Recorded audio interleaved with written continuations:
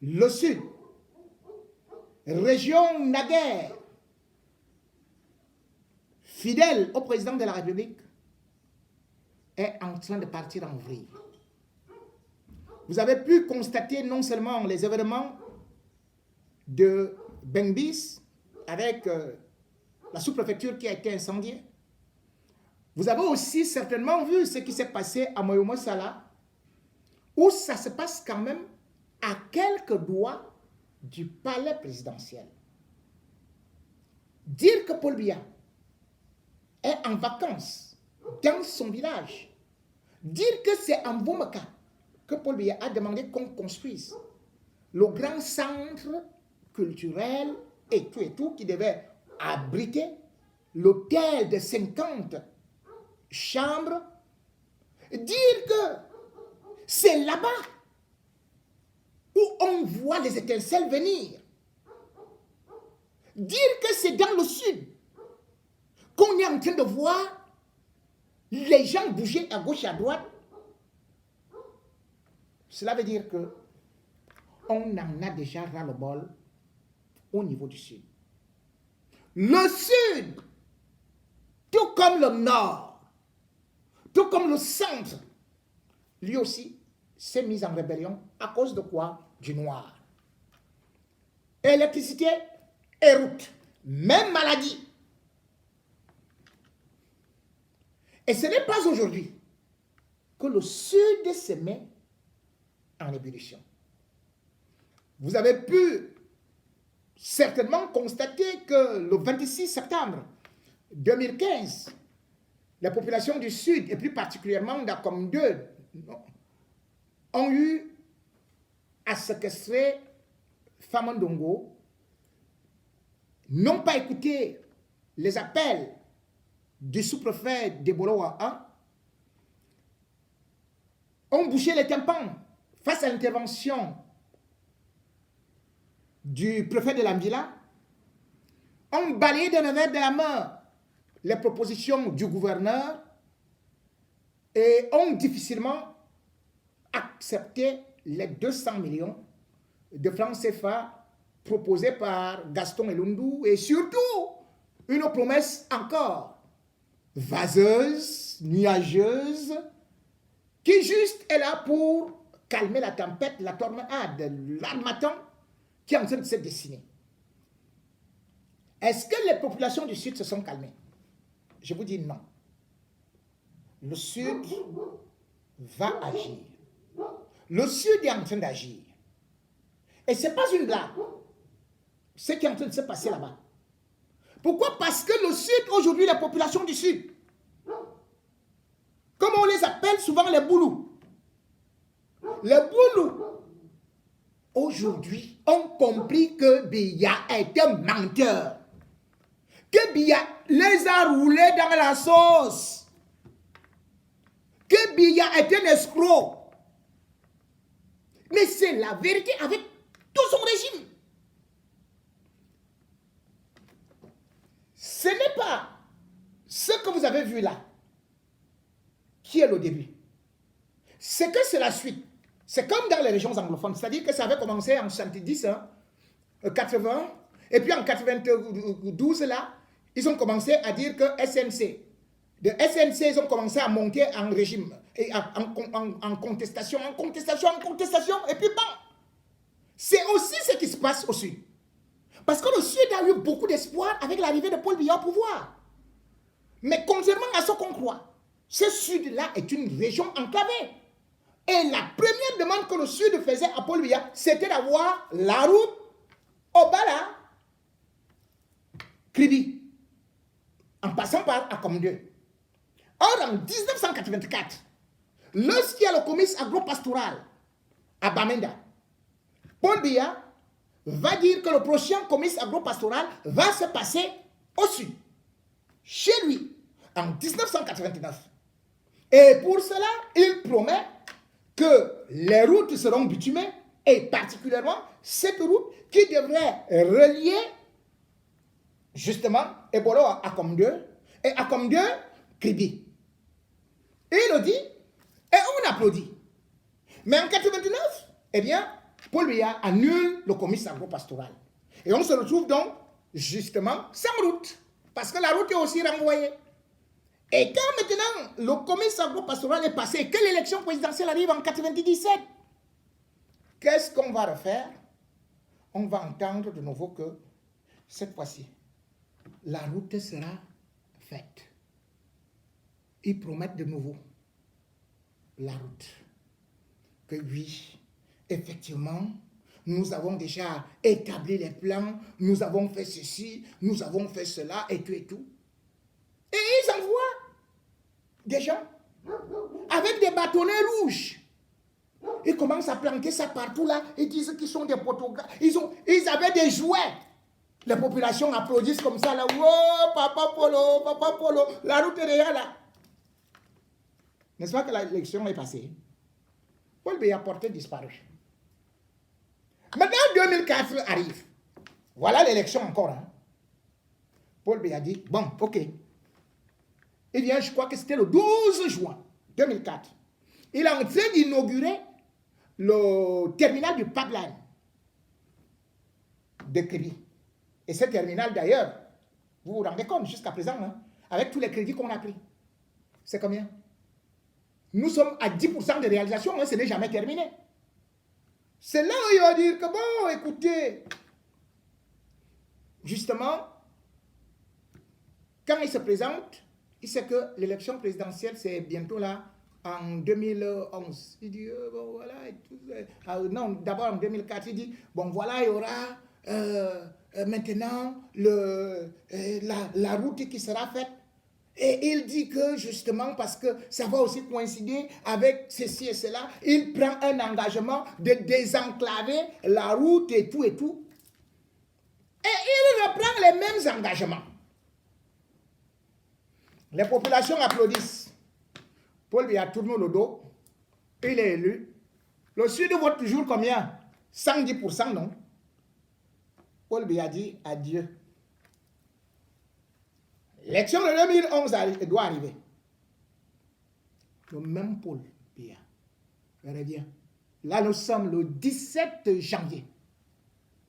Et là, il doit avoir le comice agro-pastoral. C'est au comice agro-pastoral que Paul Biya dit, maintenant, je vais lancer les grands projets structurants. Et comme les grands projets structurants, je vais d'abord mettre la route Eboloba, Kribi, en passant par Akom 2, Eboloba, Kribi, en passant par l'Olodolf, pour désenclaver et permettre aux bassins agricoles de pouvoir sortir ces produits, le cacao d'Ambam, le cacao de Bolova, comme ça, ce sera ceci et cela. Les populations du Sud attendent. Hein? On applaudit Paul Biya. Paul Biya dit que c'est fini, c'est parti, pim, lancé. N'est-ce pas qu'il s'en va? Dès qu'il avait tourné le dos, rien. Le même Paul Biya, je vous le dis, à Bamenda, il avait déjà dit que la route là, c'est ça qui allait permettre aux populations du Sud, et surtout même pas seulement du Sud. Les populations du Nord-Ouest, du Sud-Ouest, eux aussi, de l'Ouest et du littoral, de pouvoir venir avec leurs produits pendant justement le comice agro-pastoral. Mais rien n'a été fait. On se retrouve comme ça. Paul Biya gagne son élection présidentielle. Le Sud vote 110%. Paul Biya s'en va. Mais avant cela, ce que vous voyez là, les Bourous s'étaient révoltés en 2006. C'était le 28e anniversaire, le 6 novembre, de Paul Biya. Et là, justement, je crois qu'il y avait le professeur Zolo. Il était recteur à l'université de Ngandere, qui avait été dépêché comme le professeur Jacques Mondongo. Parce que les populations avaient dit que, mais, chaque année, on nous promet la roue. J'ai dit bien les gens d'Akom 2, que vous voyez là. Ils s'étaient révoltés. Ils avaient barré les routes. mis les pneus, incendié, fait des barricades. C'était pire que ça. Hein? C'était pire que ce qu'on a vu là. Ils avaient même coupé les poteaux. Ils avaient déjà détruit les ponts, exactement comme le 26 et le 27 septembre. Et c'est là où Paul Biya leur avait dit, je vous ai compris, je vais vous donner cette route-là. C'est chez lui. La route n'est pas venue. En 2008, Paul Biya voit que voilà l'élection qui arrive encore. Il envoie qui? Il envoie l'ami de son frère, de son petit frère. Hein. C'est lui qui donne les marchés à son petit frère. C'est-à-dire que le ministre voleur des travaux publics. Il lui dit, va là-bas. Il arrive avec d'autres bandits là. Ils disent que vraiment, nous voulons déjà lancer la route. Nous avons fait le projet de ceci avec le financement du Japon. Nous avons déjà obtenu le financement du Japon et tout, et tout, et tout. Tout le monde applaudit. Dès que l'élection 2018 est passée, youp, portée disparue. On ne montrait plus que les courriers venant de ceci et cela. Quand les législatives là, arrivent en 2020, avant que ça n'arrive, quand on voit bien que ça arrive, en 2019, décembre, ils viennent encore, ils s'assoient. Ils disent que comment on va faire pour tromper les boulots. Ils disent que, waouh, ils appellent la CRTV. Et ils vont prendre un crédit à Standard Chartered Bank. Ah oui. 128 milliards 900 millions. Et puis ils prennent un autre crédit aussi dans une agence de crédit export d'Angleterre, UKEC. Ils prennent ce crédit-là et ils disent aux populations, c'est fini. Vous aurez la route la plus belle du monde. Elle aura 179 km et elle sera large de 10 mètres. Large de 10 mètres. Parce qu'ils voient déjà que les législatives arrivent. Hein. Quand les législatives arrivent là, avant que ça n'arrive, les mêmes discours reprennent. Avec les femmes Ndongo, avec les ceci et cela, et tout, et tout, et tout. Qu'est-ce qu'ils ont fait? Dès que les législatives sont passées, ils ont encore oublié les boulots. Le Sud. Voilà la réalité. Où est parti l'argent? Où sont partis tous ces projets-là? Comme je vous ai dit, l'affaire des tracteurs, Paul Biya est parti abandonner ça en brousse. Une route dans ton village, tu es chef d'État. Chef d'État? Oui. Non, Paul Biya, je n'ai jamais vu un type nul, méchant. Zéro, double zéro. Et c'est pour ça que je vous dis, parfois, je suis contre certains tribalistes qui, parfois, emploient les mots, oh, les boules. Non, non. Et il y a une partie, certes, de boulot qui profitent. Des Ekambeti, tout comme des Bamileke, et tout. C'est un clan de bandits. Mais quand vous regardez le Sud, vous vous posez les questions, c'est comment est-ce que c'est la région d'où est issu le chef de l'État? D'où est issu Jacques Famondongo qui répond à chaque fois à Kanto. Et aujourd'hui, vous savez ce que les gars du Sud sont en train de faire? Tous, ils rêvent de rejoindre l'opposition. Maurice Kamto est en haut, là-bas. Parce qu'ils ont compris que avec Paul Biya, ça ne sert à rien. Ça ne sert à rien. C'est pour ça d'ailleurs que vous voyez des gens comme Jacques Famondongo. Vous arrivez chez lui. Mais vous vous rendez compte qu'il est chef de village ici. Il divise le village en deux. C'est chez lui qu'il y a le goudron. De l'autre côté, il n'y a pas de goudron. Il n'y a pas de lumière. Ils ne font rien, absolument rien. Et quand Maman Pilon, ce que vous avez vu Maman Pilon faire là, c'est exactement ce que les gens pensent déjà au Sud. Que non, il faut se révolter. Et c'est pour ça que Jacques Famondongo et les élites ont dit, C'est comme ça que si on laisse ces gens s'installer chez nous avec la révolution, le Sud va véritablement tourner le dos à Paul Biya. C'est pour ça qu'ils prennent Maman Pilon pour aller l'enfermer loin. Un boulot va. Mais aujourd'hui, sachez-le, il y a une autre jeunesse. Vous avez vu par exemple, Joël Didier Ngo, c'est un boulot. Hein? Il n'est pas du tout d'accord. Et quand vous arrivez là-bas aujourd'hui, ils sont d'accord avec Maurice Kamto. Même s'ils ne le disent pas tout haut. Mais ce qui cause avec moi, oui, ils vous disent qu'on en a assez. On a déjà été trop insultés. La preuve, vous avez vu comment ils ont agi, ce n'est pas moi qui les ai envoyés. Hein. Couper les routes, détruire les ponts et faire tout et tout et tout. C'est tout à fait normal. Vous vous rendez compte qu'au village du chef de l'État, vous prenez seulement la route à comme 1, à comme 2.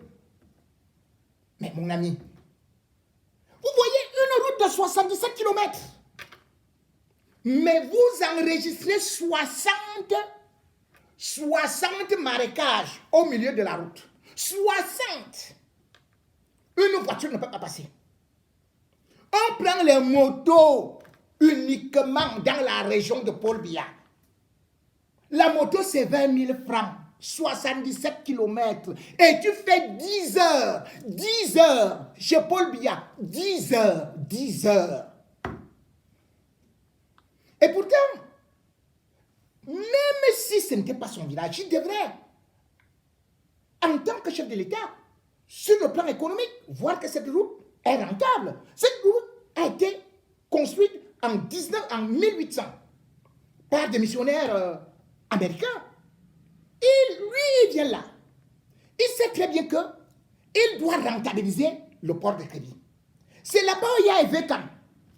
C'est là-bas où il y a même la société de Bolloré. Mais comment est-ce qu'une route qui, par exemple, relie le Cameroun avec le Gabon, avec la Guinée équatoriale, vous ne pouvez pas la faire 179 km et à Paul. Et à Poule.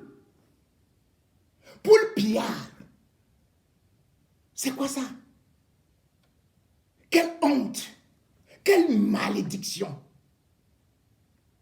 Et c'est pour ça que vous voyez que cet homme est tellement maudit que même ses propres fils lui ont tourné le dos. Vous avez déjà vu ça? Vous avez vu l'interview pas l'interview, le poste de Brenda Biya. C'est du jamais vu. Brenda Biya, fille du chef de l'État, écrit que elle aurait aimé ce pays-là si les choses étaient faciles. Donc elle reconnaît que ce n'est pas facile. Que quelque chose qu'elle peut faire en 2 secondes, il faut toujours passer par des gens. Parce que chez Biya, il faut passer par tel, parce que c'est les couloirs de la corruption. Et la dernière déclaration, avant de s'enfuir pour Paris, elle dit qu'elle a fini par découvrir que oui, elle va se taire. Mais elle doit quand même dire qu'il n'y a qu'une seule personne qui est sincère et qu'elle aime.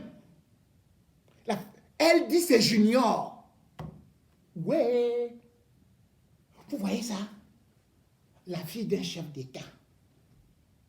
Elle ne parle pas de son père, de sa mère. La dernière fois quand elle était en Suisse, elle avait dit, c'était exceptionnel, elle dit, j'ai vu papa. Si donc, la fille du chef de l'État ne voit même pas son père, son frère non plus, vous croyez qu'il peut, vous l'appelez père de la nation? Il ne peut pas diriger une famille, il ne peut pas diriger sa fille. Sa fille lui a tourné le dos. Sa fille préfère même être la copine de la fille de Kamto. Oui! Je crois même qu'à la prochaine élection, Brenda va voter Kamto. À la prochaine élection, je vous dis, Junior va voter Kamto. Oui, mais ils ont déjà tourné le dos à Paul Biya. Il ne sert à rien. Il ne sert à rien. Tout ce qu'ils le disent. Regardez un chef de l'État. Vous voyez, Franck Biya à tel endroit. Il a échoué partout. Hein? Une famille comme ça. Il n'a jamais aimé les Camerounais. Il n'a fait que diviser les Camerounais. Il n'a jamais aimé le Sud. Il n'a fait qu'appauvrir le Sud. Un père qui est incapable de faire que ses propres enfants deviennent quelque chose. Mais mon Dieu, un chef de l'État, qui de surcroît, dit-on qu'il est un intellectuel, qui n'a pas le temps de ses enfants, qui n'a pas le temps du Cameroun, qui n'a pas le temps des siens. Il n'a que le temps pour demander, venez me voter. C'est tout. Il n'y a rien. Les boules n'ont rien. Oui. Les boules n'ont rien. Il y a combien de milliardaires chez les boules? Vous pouvez me citer vraiment quelque chose d'exceptionnel qu'il y a là-bas? Non. Ils sont dans la souffrance. Comme nous. Certes, avec l'instinct de ce qu'on peut appeler le rapprochement sociologique. Ils se sont dit qu'ils auraient beaucoup d'avantages. Mais ils n'en ont pas. Ils sont divisés. Il faut y aller pour comprendre jusqu'où ils sont divisés dans la profondeur. Regardez même dans la famille de Paul Biya lui-même. Vous n'avez même pas allé loin. Vous prenez seulement Franck Biya avec son cousin qui a été député. Vous le connaissez. Franck Biya, il va enlever la femme de son cousin et il épouse. Le père Paul Biya est là. Parce qu'il aime, même dans sa famille, ils sont divisés. Il ne doit donc pas nous diviser. Ceux qui sont